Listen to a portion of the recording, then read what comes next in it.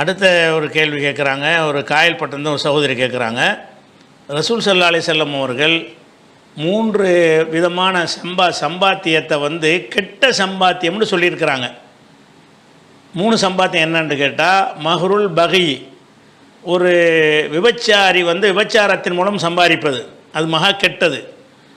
சமனுல் கல்வி, நாய் விற்ற காசு, நாயை விற்று அதை காசாக்குறது, அந்த கெட்ட சம்பாத்தியம். அது நாயை விற்கக்கூடாது. 3வது கஸ்புல் ஹஜ்ஜாம், ஹஜ்ஜாமுக்கான ஹஜ்ஜாம்னு சொன்னால் ஹிஜாமத்துங்கிறாங்கல்ல, ரத்தம் குத்தி வாங்குற, அந்த ரத்தம் குத்தி எடுப்பாங்கல்ல. அந்த காலத்தில் ஒரு நோய்க்காக வேண்டி ரத்தம் குத்தி எடுத்தல்னு ஒரு சிகிச்சை முறை இருந்துச்சு. அதுக்கு மார்க்கத்துக்கு சம்மந்தம் இல்லை, அன்றைய அரபுகள்கிட்ட ஒரு பழக்கமாக இருந்துச்சு. அது ஒரு வைத்திய முறை நினைத்து எல்லாரும் செய்வார்கள். அப்படி செய்யக்கூடியவர்களுக்கு ரசூலுல்லாஹ் என்ன செஞ்சாங்கன்னா, அவங்களே ரத்தம் குத்தி எடுத்திருக்கிறாங்க, அவருக்கு கூலி வேற கொடுத்துருக்குறாங்க.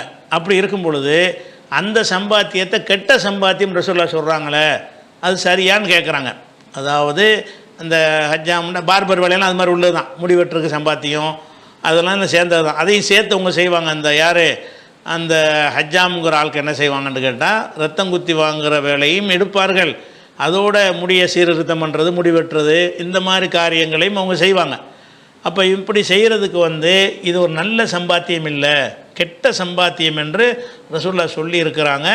ஆனால் அவங்களே சில ஆட்களுக்கு கூலி கொடுத்துருக்குறாங்களே, அது சரியான்னு கேட்குறாங்க. இவங்க சொல்லக்கூடிய ஹதீஸ் முஸ்லீமில் இருக்கிறது. முஸ்லீமில் இன்னொரு இடத்துல இன்னொரு ஹதீஸில் எப்படி வருதுன்னு கேட்டால், சமனுல் கல்வி ஹபீசுன், நாய் வித்த காசு மகா கெட்டது. மஹ்ருல் பகி ஹபீசுன், ஒரு விபச்சாரியுடைய சம்பாத்தியம் மகா கெட்டது, விபச்சாரத்தின் மூலம் சம்பாதிக்கிறது மகா கெட்டது. கஸ்புல் ஹஜ்ஜாமி ஹபீசுன், ஹஜ்ஜாமுடைய சம்பாத்தியமும் ஹபீஸ் மகா கெட்டது அப்படிங்கிற வார்த்தையும் ரசூலுல்லாஹ் சொன்னாங்கன்னு சொல்லி முஸ்லீமில் ஒரு ஹதீஸ் வருது. இதுக்கு மாத்தமாக என்ன வருதுன்னு கேட்டால், ரசூல் அதே முஸ்லீமில் வருது, ஹஜமுஹு அபு தைபா, அபு தைபான்னு ஒரு ஆள் இருந்தார். அவர் ரசூலுல்லாஹ்வுக்கு இந்த ரத்தம் குத்தி எடுக்கிற அந்த சிகிச்சையை செஞ்சார். செஞ்ச உடனே அமர் லஹு பிசா ஐனே, ரசூலுல்லாஹ் 2 மரக்கால் கோதுமையோ பேரிச்சம்பழமோ ஏதோ கொடுக்க சொல்லி அவருக்கு மின் தாமின் 2 மரக்கால் உணவு, அந்த உணவுங்கிறது பேரிச்சை திராட்சை கோதுமை எல்லாம் உணவு தான், ஏதோ ஒரு உணவு கொடுத்துருக்குறாங்க, கொடுக்க சொல்லி கட்டளையிட்டார்கள். இது முஸ்லீமில் வரக்கூடிய ஒரு ஹதீஸ் இருக்குது. 2 முரணாக இருந்தால் முரணாக தான் இருக்குது. ஆனால் எது இஸ்லாமிய அடிப்படைக்கும் அந்த கோட்பாடுக்கும் ஏற்றதாக இருக்கிறதோ அதை நம்ம ஏற்றுக்கிறணும். அப்போ ரசூல் ஸல்லல்லாஹு அலைஹி வஸல்லம் அவங்களே கெட்டதுன்னு சொல்லிவிட்டு அது கூலி கொடுத்துருப்பாங்களா? அது ஒரு கெட்ட சம்பாத்தியம்ப்பா, சும்மா ஓசியை முதல்ல ஓசியை எவனா செய்வானா? ப்ராக்டிக்கலாக எடுத்துக்கிட்டிங்கன்னா அது ஒரு வைத்திய தொழில். இரத்தம் குத்தி எடுத்தல் என்பது அன்றைய காலத்தில் இருந்த ஒரு மருத்துவ முறை, அந்த மக்கள்கிட்ட இருந்த ஒரு முறை. அது நிஜமாக அது மருத்துவமாக இல்லையாங்கிறத நம்ம சொல்ல முடியாது. அந்த காலத்தில் அப்படி ஒரு மருத்துவ முறை இருந்தது. அந்த மருத்துவத்தை செய்கிறவர் ஓசியை செய்வாரா? சேவை செய்ய முடியுமா?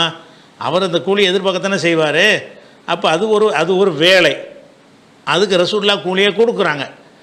பொதுவாக எந்த ஒரு வேலைக்குமே உரிய கூலியை கொடுக்கணுமா இல்லையா? கொடுக்கணும்னு சொல்லிவிட்டு அது கெட்டதும்னு சொன்னால் கெட்ட காரியத்தை கெட்டதுன்னு சொல்லலாம். ஆனால் நல்ல காரியத்தை ஒரு உழைப்பு தானே இது, முடிவெட்டுறதுக்கு கெட்ட வேலையாது, அதுவும் நல்ல வேலை தானே, அதுவும் மனிதனுக்கு தேவையான ஒரு வேலை தானே. அப்போ இந்த மாதிரியான விஷயத்தை ரசூல் ஸல்லல்லாஹு அலைஹி வஸல்லம் அவர்கள் அவங்களே கூலி கொடுத்தும் இருக்கிறாங்க, அது கெட்ட சம்பாத்தியம்னு சொல்லியிருக்கிறாங்க என்று வந்தால் எதை நம்ம எடுத்துக்கொள்ளணும்? முரணாக தான் வருது, மாற்று கருத்து கிடையாது. முரணாக 2ஐயும் எடுத்துக்கிற முடியுமா? அது நல்லதுன்னு தான் கெட்டதுன்னு தான் இப்படி சொல்கிறது. நல்லதுன்னா நல்லதுன்னு சொல்லுங்கள், கெட்டதுன்னா கெட்டதுன்னு சொல்லுங்கள். இதை ஏற்றுக்கிட்டு அதை மறுக்கணும், அதை ஏற்றுட்டு இதை மறுக்கணும்னு வந்துருச்சு. அப்போ 2ஐயும் இணைச்சிக்கிட்டுலாம் என்ன செய்ய முடியாது. அவ்வளோ சில ஆளுக்கு விளக்கம் கொடுப்பாங்க, அதை கூலி வாங்குறது கெட்டதுன்னா அவ்வளோ நல்லது இல்லைன்னு அர்த்தம்.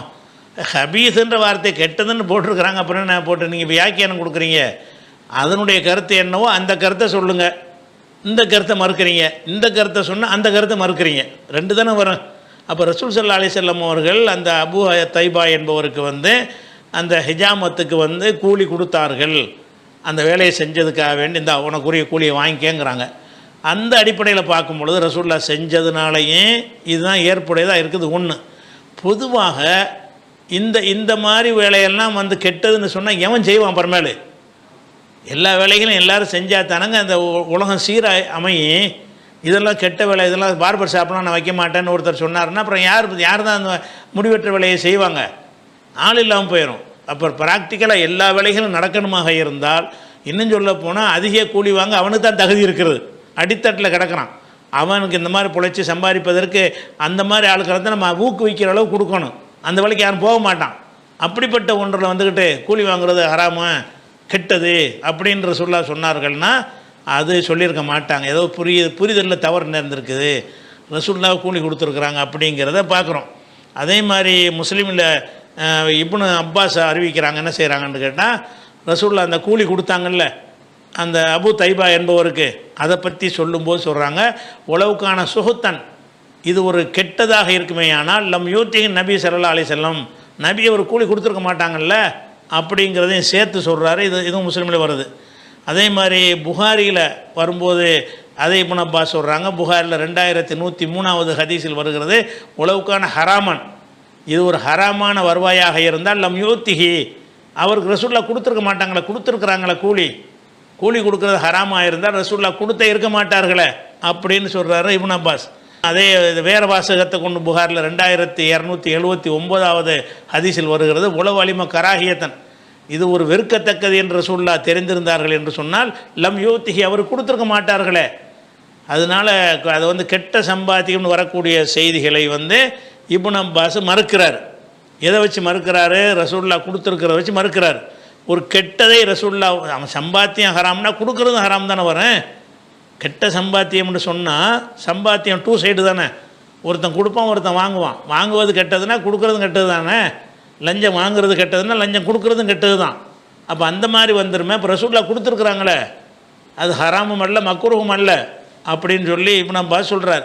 அப்போ இதெல்லாம் வச்சு சிந்திச்சு பார்க்கும் பொழுது அந்த கஸ்புல் ஹஜ்ஜாமுடைய சம்பாத்தியம் கெட்டதுன்னு வரக்கூடியது வந்து அது ஒரு பொய்யான செய்தி தான், கண்டிப்பாக பொய்யான செய்தி. ஏன்னு கேட்டால் அதுக்கு மீனிங்கே இல்லாமல் போகுது. என்னென்னு கேட்டால் ஒரு அடித்தட்டில் உள்ள ஒருத்தனுடைய உழைப்புக்கு கூலி கொடுக்காமல் இருக்கிற மாதிரி வருது. அவன் அதை வச்சு வேறு எதாவது சம்பாதிப்பான். அவன் ஹஜ்ஜாம் அவ்வளோ தான் தெரியும், அதை வச்சு அவன் வாழ்வாதாரம் ஓடணும். அந்த சம்பாத்தியம் கெட்டதுன்னு சொன்னால் அவன் பொண்டாட்டி பிள்ளைங்க அப்படி சாப்பிடப்ப ஓசியாக செய்வானா? உலகத்தில் அவனா செய்ய முடியுமா? ப்ராக்டிக்கலுக்கு சரி வராது. அந்த கருத்து வந்து நடைமுறைக்கு சரி வராது. எந்த வேலை செஞ்சவனு அதற்குரிய கூலி இல்லாமல் செய்ய முடியவே முடியாது. கூலி வாங்கினா தான் அவன் குடும்பத்தை நடத்த முடியும். அப்படி ஒரு விஷயத்தில் இருக்கும் பொழுது அனுமதிக்கப்பட்ட ஒரு தொழிலாகவும் இருக்கிறது. இல்லாட்டி ஹஜாமத்தை செய்யாதுன்னு தடுத்தாங்களா? இல்லாட்டி ஹஜாமத் செஞ்ச குற்றவாளியாக கெட்ட காரியத்தில் ஒருத்தன் கூலி வாங்குறது கெட்டதாக இருக்குமே, அதனால் அந்த காரியமும் கெட்டது தானே. அப்போ இனிமேல் யாரும் முடிவெற்ற வேலையை செய்யக்கூடாது, இனிமேல் யாரும் இந்த ரத்தம் குத்தி வாங்குற வேலையை செய்யக்கூடாதுன்னு தடுத்துருக்கலாம். ரசூலுல்லாஹ் தடுக்கலையே, அது அனுமதிக்கப்பட்ட ஒரு செயலாக இருக்குல்ல. அனுமதிக்கப்பட்ட அல்லாஹ் ஒரு செயலை அனுமதிச்சையும் போட்டு அதை சம்பாதிக்கிறத ஹராம்னு சொல்லுவானா? ஒரு காரியத்தை அனுமதியும் கொடுத்துட்டு இதை வந்து இது காசு வாங்காத அப்படின்னு நல்லா எப்படி சொல்லுவான்? அப்போ இது அனுமதிக்கப்பட்ட ஒரு காரியமாக இருக்க போய் தான் ரசூலுல்லாஹ் செஞ்சு நினைஞ்சிருக்காங்க, கூலியும் கொடுத்துருக்குறாங்க. அதான் நடைமுறைக்கும் சரியாக வரும். இல்லைன்னு சொன்னால் அந்த மாதிரி வேலை செய்கிறவங்கலாம் பசியில் செத்துருவாங்க. கூலியே கிடையாது, ஓசியாக செய்யினா ஒன்று அந்த வேலையை விட்டுருவான், இல்லாட்டி வறுமையில் செத்துருவான். அப்படி ஒரு தத்துவத்தை ரசூலுல்லாஹ் சொல்லவே மாட்டாங்க. ஏதோ ஒரு புரிதலில் ஒருத்தர் தவறான முறையில் நினைஞ்சிருக்கிறாரு, அதை அறிவித்திருக்கிறார் என்று தான் நம்ம என்ன செய்யணும் எடுத்துக்கிறணும்.